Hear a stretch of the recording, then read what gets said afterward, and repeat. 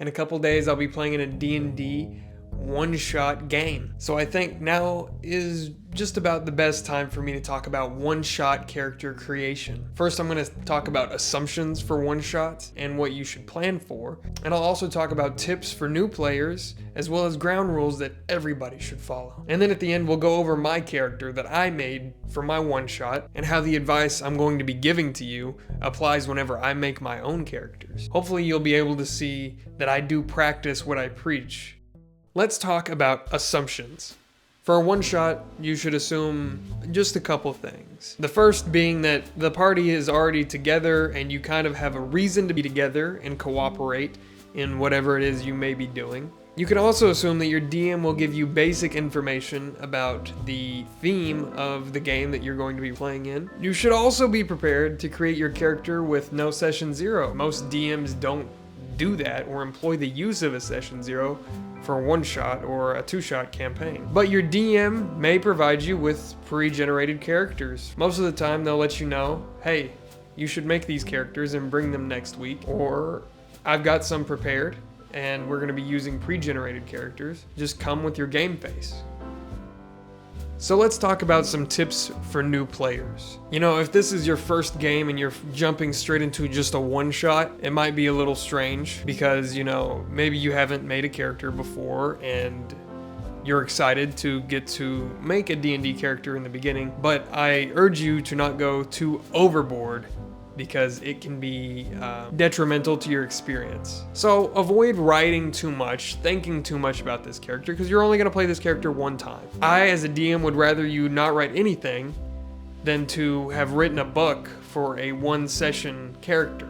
And most DMs might not think that extremely about it, but I don't want you to waste a lot of your time. Sure, I'm flattered that you created a huge backstory for this character, but man, you should have used it for a longer campaign that we might do down the line, especially if it's a good character idea. That being said, it is fine to test the waters in a one-shot game. Maybe you have an origin and class combo that you want to try out. That's perfectly fine, and then you can use it again in a longer form campaign. Just remember that one-shot characters are not forever. And I would encourage you to try something different from things that you've tried in the past. I wouldn't encourage you to play the same thing you've played over and over again, if you have even played before. Those are just some thoughts I had for new players, you know.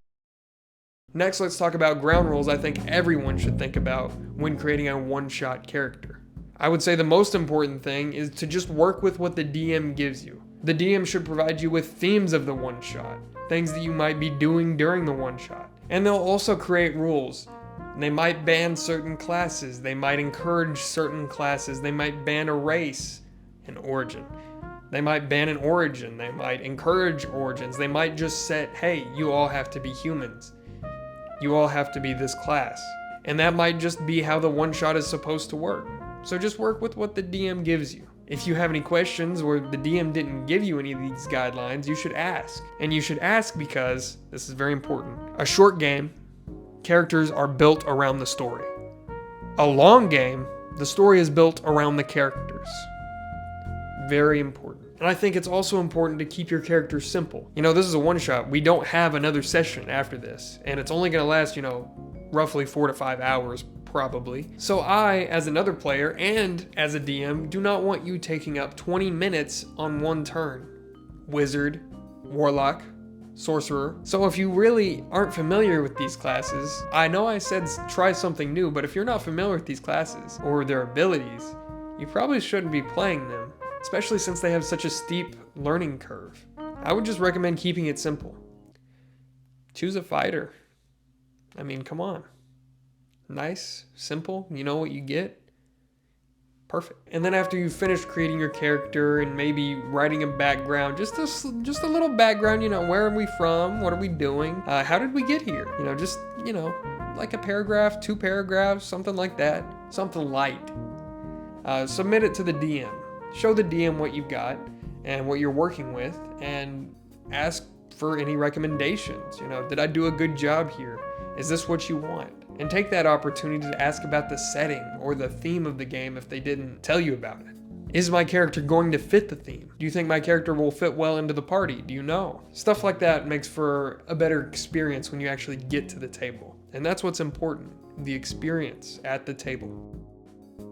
Now, let's talk about my character. Let's talk about what the DM gave us. He said that we should make our own 3rd level characters, any class, any origin that we want. He said that the themes of this one-shot are going to be thievery, crime, and sneaking. But he did give us a restraint. Our backstory should not include us already becoming like a master thief or already having established ourselves in a life of crime. So, what did I make? I made a Warforged cleric of the Order domain.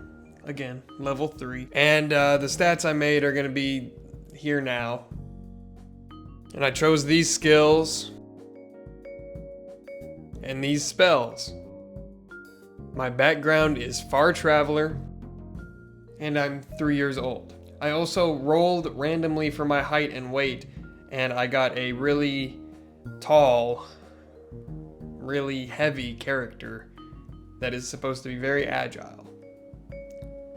So, I'll put up my backstory on the screen right now, and I think my backstory is actually a tad bit long. You know, it's about 21 sentences long, and, you know, it feels a little bit long, like I've got a little bit too much written out for a one-shot. But that's in my opinion, you know.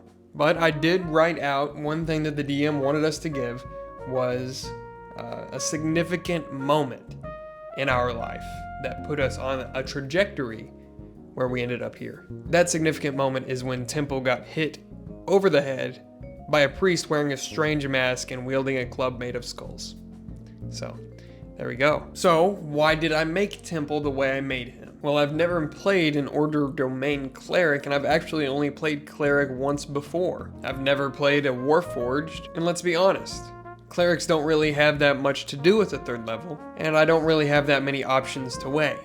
Especially since I'm an experienced player. I could probably already have, 2 or 3 turns worth of combat planned out. I also built around the party that already exists. On D&D Beyond, we used the campaign feature, so now I can see everyone else's characters, and it looks like we've got a Battle Master Fighter, a Soul Knife Rogue, a Shadow Magic Sorcerer, myself, and a Way of Shadow Monk. So I noticed we didn't really have healers or anything like that, and I saw that we didn't really have anybody who's going to end up with a super high armor class and be able to tank damage. So I took it upon myself to make a character who would have, a relatively high armor class for our level and be able to heal and be able to tank damage to fit into the party. I see a puzzle piece missing and I fill it in.